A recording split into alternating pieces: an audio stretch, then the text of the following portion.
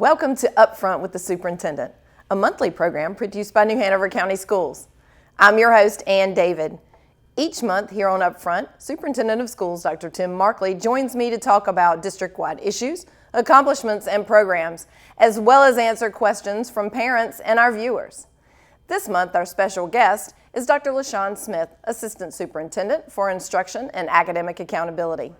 She's on the calendaring committee and will go over proposed plans for changes to the calendar for the 2020-2021 school year.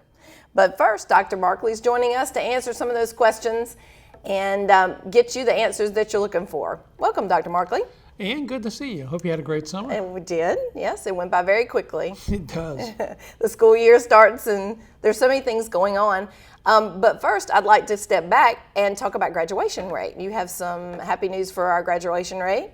Yeah, we have our accountability report is in. We'll make a presentation to the board at the October board meeting. But a couple of highlights out of that are, first of all, our graduation rate is up around 87%, which is the highest it's ever been. It's the first time we've ever exceeded the state's graduation rate. And more importantly, our African American graduation rate broke 80% for the first time and topped out at 83%. So we've closed that gap. Now, there's still a lot of work to do. Still some challenges that we face, but as a district, our performance is still highest in the region, among the highest in the state. And I'm really proud of the work that teachers and principals did, even after missing 17 days for a hurricane. Absolutely, and I know we constantly get questions in from parents about graduation rate, whether it's up or down or how we compare, so that's something we always like to touch on. Now, you mentioned hurricane. We've already had one this season, Dorian, and it was not as bad as anticipated, but we do have some makeup days. Do you want to touch on those, so we'll update parents on those? We will recommend to the board for traditional calendars that January 2nd and 3rd, which is a Thursday and Friday after the first of the year, become student days. And then we'll make some other adjustments for restart calendars in the year rounds. Well, hopefully we will finish out hurricane season without any more interruption. Let's hope so. There's still a couple floating around out there, but so far it doesn't look like they're coming our way. But you still have snow and ice. Absolutely. And I know a lot of parents have had questions. We look around the region with Dorian coming about repairs. How are the school system repairs going? Is everything back to normal? We are actually in pretty good shape there. All of our schools are up and running. Dorian luckily did not do a whole lot of damage. We still are in the process of working with our insurance company and FEMA to get the final reimbursements from Hurricane Florence last year. Got to give a lot of credit to our maintenance folks, a couple of our local contractors, Monteith, WM Jordan, who were in those schools right after it happened. So we came through with damage, but in better shape than a lot of other districts around us. That's excellent, because I know you can see some of the visible damage like Hoggar's Gym and things that are still underway. For bond projects, are we wrapped up? Parents are always asking that question, how far are we along with the bond projects? We're actually on the last one, Wrightsville Beach Elementary School. They are located at the what is the Blair school site for this year, and once that project is done, that'll be the last one. And then we'll start having a conversation about the next round. Absolutely. And so where are students now? Okay, Blair is at Porter's Neck. Wrightsville Beach is at Blair, and they'll both remain there till the end of the year. So then we'll go back to Wrightsville Beach, and we'll hopefully with redistricting sort out who's staying at Porter's Neck and who's not. And so is College Park in? College Park is back in. Home? Yes, they got in Easter break last year. Excellent. So I'm sure everyone's excited about getting things finished and getting back to normal. So we're in the process of doing, like I said, redistricting, which is always a fun topic. Yeah, that was my next question. Parents, lots of questions about redistricting. The maps are online. If you go to our website, you'll have a link. You can see those maps. There are opportunities to comment on them. We've had well over 1,000 comments already about the maps, and we're using those to make adjustments. Cropper GIS is the outside contractor that we're working with to help us with this process. Just did our first public forum at Snipes. A lot of great feedback there. Then we'll have another couple of committee meetings and presentations to the board with a hope of having final maps in the December, January timeframe. One of the questions that we did receive was why go to an outside person to do the redistricting? The outside person gives you a couple of things. First of all, they're experts in demographic GIS mapping, and so they're good with working with the data. The second piece is it takes some of the emotion out of it. They don't live in the county, so they're not as emotionally tied as some folks are, so they can come in and take a real fresh look at it. The work they're doing is similar to what we did for the board related to high school redistricting, but their process has been very smooth, lots of information coming in, but they were able to take it, digest it, and make changes based on that. One of the things with an outsider, they weren't as aware of some of the subdivisions, but they've gone in and made those adjustments, and they're very responsive to the feedback that they're getting. Well, and the next question to that is, how do they then, as an outside group, do they incorporate the suggestions that parents and community have made? And we have. I mean, we're on version, I think, 3A and B now, so we're the third iteration in, and a lot of that's based on the feedback that we've gotten from parents at our committee meeting, online, to the board, or through emails. Okay, yeah, because parents were concerned that they were making suggestions, and then with it being outside source, they wanted to be sure that there was follow through. So that's real clear. And you can see it in the progression of the maps from the very first to the one we're currently looking at. Excellent, and they're all online, school's website, so just check those out. Yep, there's a redistricting tab right there on the front of the page. Okay, excellent. Now, I know that there's been some talk of changes in a dress code. Did you want to touch on that to kind of quell the rumors or the misinformation going out there? There is a dress code committee. In fact, we had our first full committee meeting last night. Mr.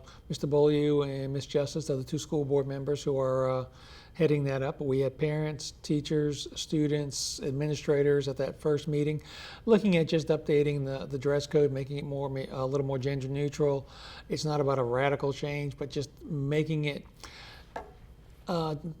things change in terms of what's acceptable, what's not acceptable. So this is just an updating of that policy. Okay, and this is for school district-wide? District-wide, primarily middle and high school. Don't expect the policy will probably be presented sometime towards the end of the year, work its way through policy for implementation next year. Okay, wonderful.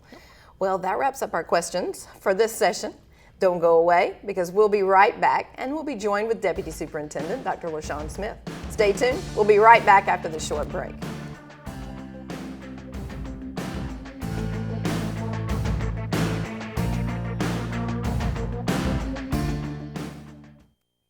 I'm a bus driver. I'm a bus driver. I'm a bus driver. Wouldn't you like to be a bus driver too? New Hanover County Schools is now hiring individuals to be a part of our elite core of school bus drivers. That's right. You can work full-time, part-time, or serve as a substitute bus driver. New Hanover County Schools offers competitive wages, flexible hours, and state benefits. Best of all, you get to work with the greatest kids in the world. We need you! Contact us today to join the next free commercial driver's license class. New Hanover County Schools is an equal opportunity employer. Here's to the things that can keep us safe. Those we use all the time with hardly a thought. Those that are silently standing by to save our lives.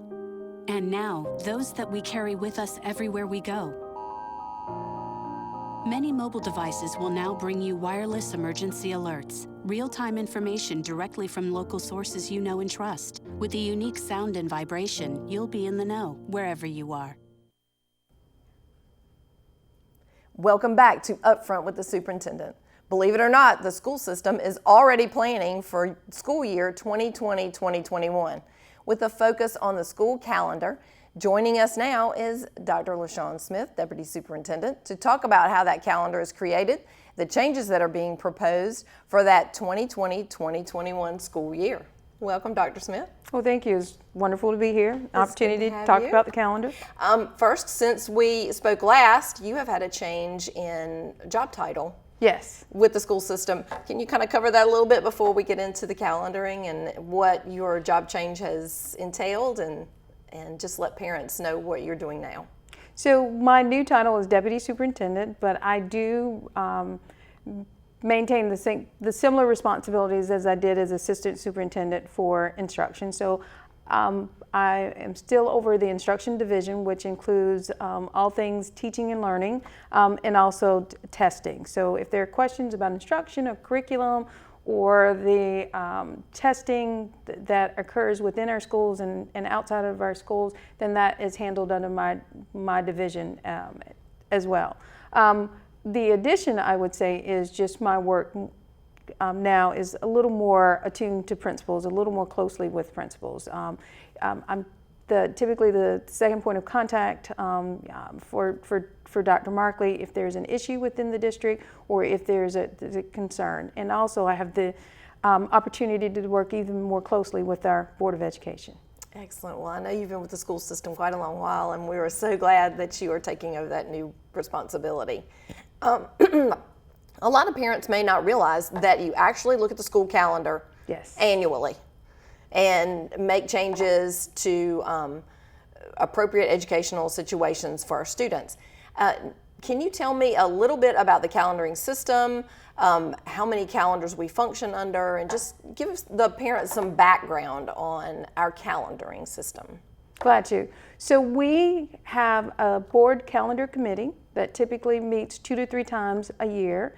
And we try to bring to the board no later than our November board meeting of each year a recommendation for the next year's calendar. It's giving parents enough time that they can make adjustments in their schedules or vacations, and they can plan ahead. On that committee, there is representation from various groups. So we have folks from finance, we have principals, we have teachers, we have parents. Typically it is the PTA president for the PTA council or someone that they appoint. We invite members of the NCAE to be a part of that, and essentially it is an open meeting, so everyone is welcome to attend, but we usually on the committee in and of itself, there are probably about 20 to 25 members, and it's really important to include those folks so that we can have those differing perspectives. And once we meet, we make that recommendation to the board, and we present to them, believe it or not, 9 different calendars. That's amazing. Well, most people think there's just traditional and then there's year-round, but there's so much more than that because we are dealing with, I guess, the early college situations and others that we're conflicting with other calendars to try to align. Maybe you can answer that in more detail. So New Hanover County is a school that believes in choice, and we want to provide as much choice as reasonable to our parents and our families. So we do have 3 early colleges. We have WEX, we have Isaac Bear, and we have CTEC. And we have given them the flexibility to, in as much as they can, align their calendars to either the community college calendar or the calendar UNCW's calendar. We also have a calendar specific to Restart schools, and we've talked about Restart before, and we have 2 schools in our district that are identified as Restart, and those schools have specific express flexibility that's actually written into legislation to design for calendar flexibility, and they take advantage of that, and that allows them to build in additional professional development days to help teachers better position themselves to support the children that they have in their classrooms. And then, of course, we offer early childhood services, and so we have an early childhood calendar, and one that mirrors the traditional calendar, and then one that mirrors the Restart calendar. And then we also specially design services at Lake Forest Academy. And with that specifically, those children receive an additional 15 days of instruction, so an additional 3 weeks of instruction. So we have a calendar that's specific to them as well. So when you add them all up, they end up being 9 different calendars for the district. So it's a complex issue to go through calendars, especially if you are making any changes at all. Yes, and so we find ourselves in a really unique position this year where there's a possibility that we could go from 9 to possibly 2 or 3 different calendars. And so we have shared with our calendar committee and then shared widely with our stakeholders within the district a calendar that would allow us to transition as a district to a year-round calendar. Now, it would look very different than the Coddington and Eaton calendar, but we would we would have dates that addressed every month of the calendar.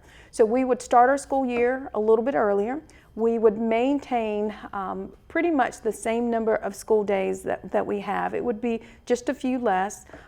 There would be the opportunity to disperse teacher work days throughout the calendar. But the thing that I think really excites, and especially secondary folks, is that first semester would end before we went home for our winter break. So it would be before we went home in December. And if any of the folks who are listening to this have had high schoolers who had to take exams and the stress of them worrying about those exams during the time when they really should be relaxing and becoming rejuvenated, it's not necessarily what we would want for our children.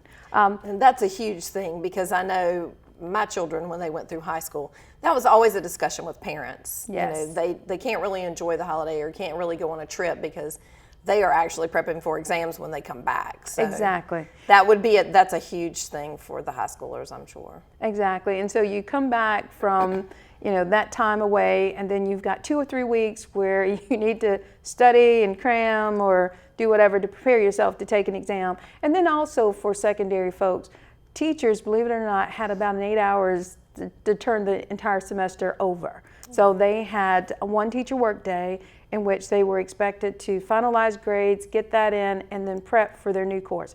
And for some teachers, I'm sure it was more difficult than others. If you were teaching the same course in the fall that you were teaching in the spring, maybe it was a smoother transition, but imagine if you're doing a completely different prep. And that's a side parents don't really realize. Yes. That there is such a quick transition there. But our teachers do. Oh, yes. They do. They do. And then finally, another big piece would be that we would end the school year before Memorial Day.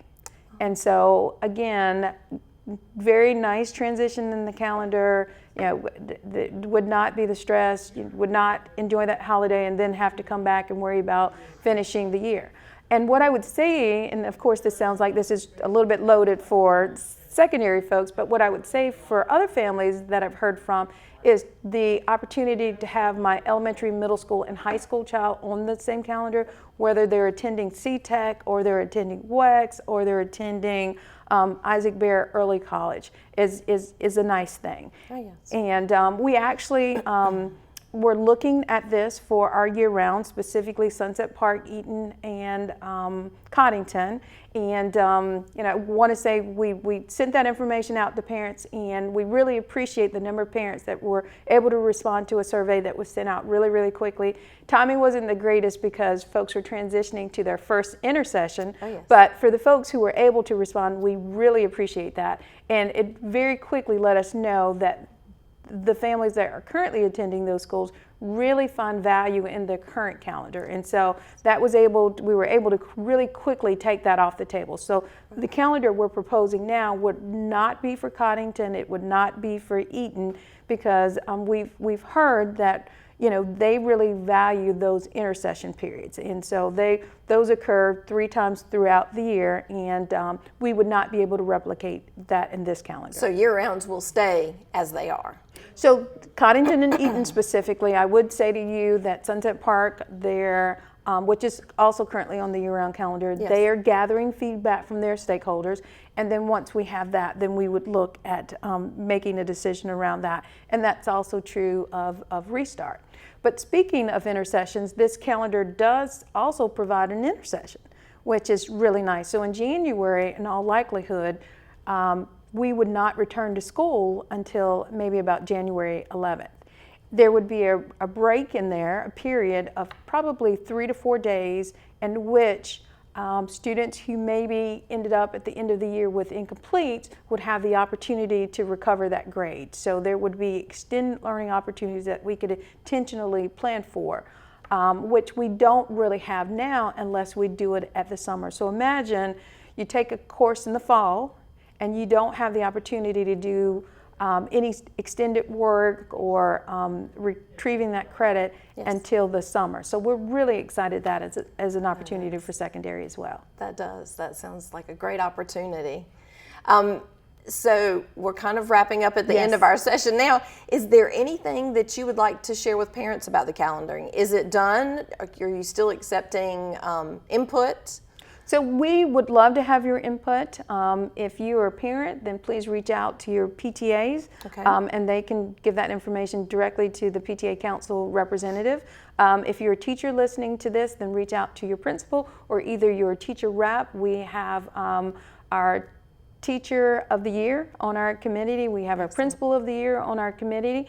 And if you don't know who to reach out to, then reach out to the principal of your child's school, and they definitely can get that information to us. I believe our next meeting is going to be on October the 4th. We hope to finalize this process and then be able to take a recommendation to the board in November so that we can inform parents of how we're moving forward. Okay, this sounds like great information, and having been on the calendaring committee way back in the day, I know the process is very well represented. Yes. And you try to make this as convenient for parents and teachers alike while making sure that you have a good continuity in education for our students. So we do appreciate that. Appreciate all the answers to our questions.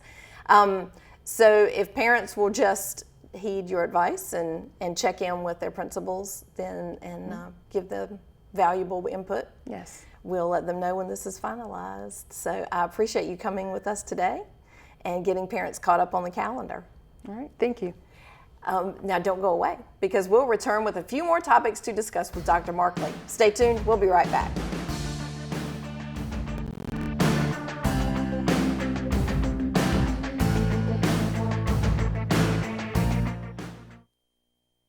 Our hearts are made stronger by how we treat others. Put her there. The light you share can impact those around you, but so can the darkness. Later, twerps.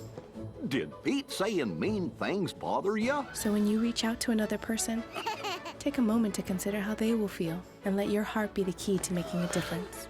Because of you, someone's entire day, year, or even life can change. In every heart, there's hope.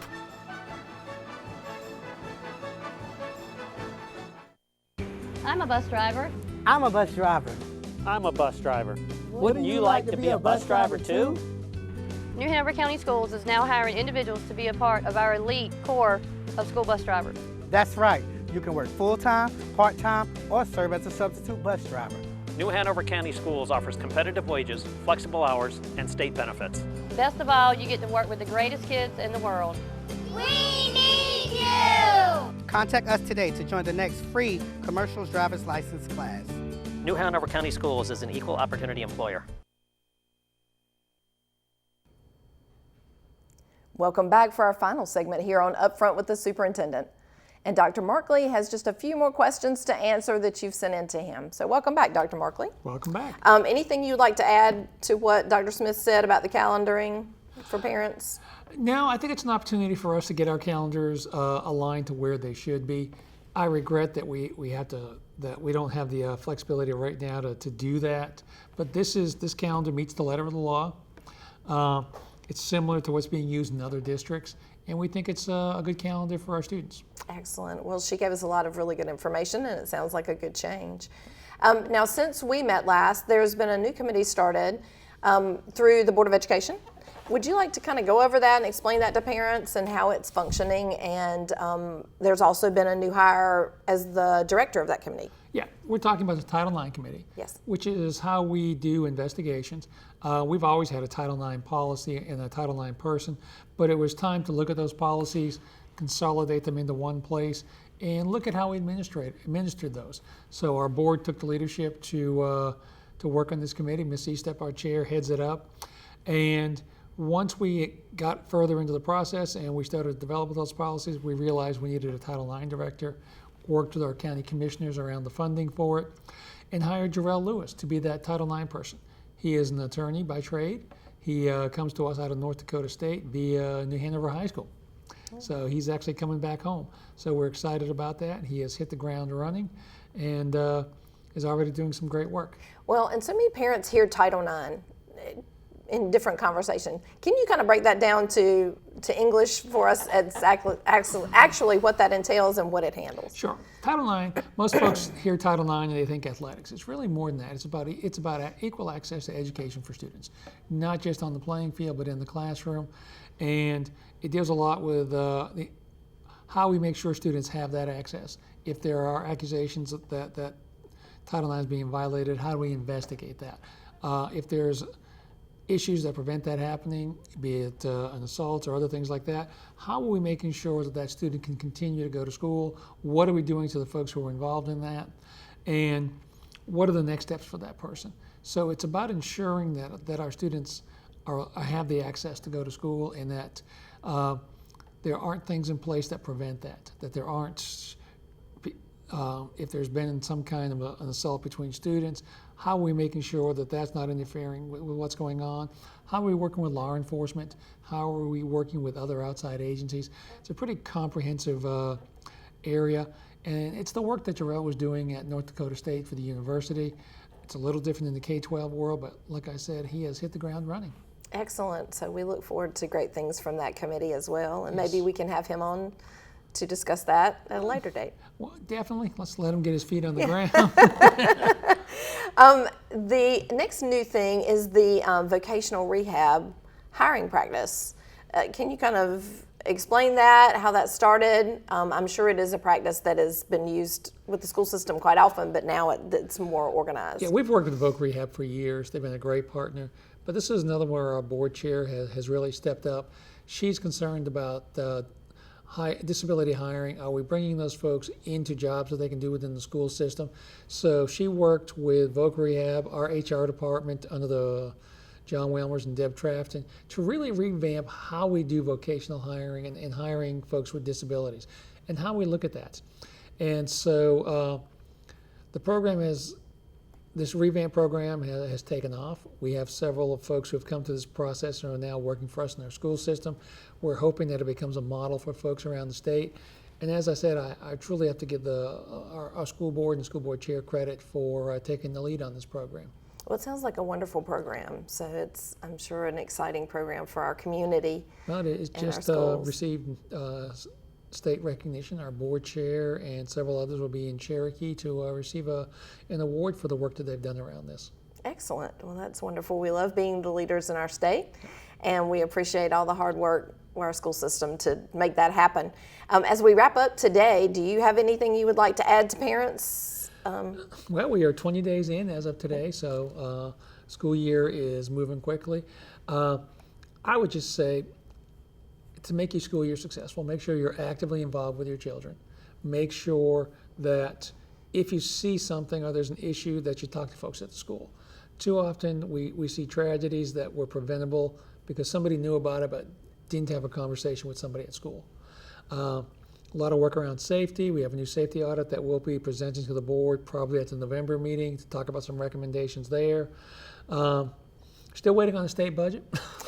Absolutely. So lots of little things going on, but again, be an active participant in your child's education. That's always great advice because it helps you stay in tune with what's going on in their educational life as well as their social life. Yes. Well, that wraps up this edition of UpFront. If you have a question or a topic you'd like to have us discussed here on UpFront, you can email michael.mcguire@nhcs.net. On behalf of Dr. Markley and the staff here at NHCS TV, thanks for watching, and we'll see you again next month for another edition of UpFront with the Superintendent.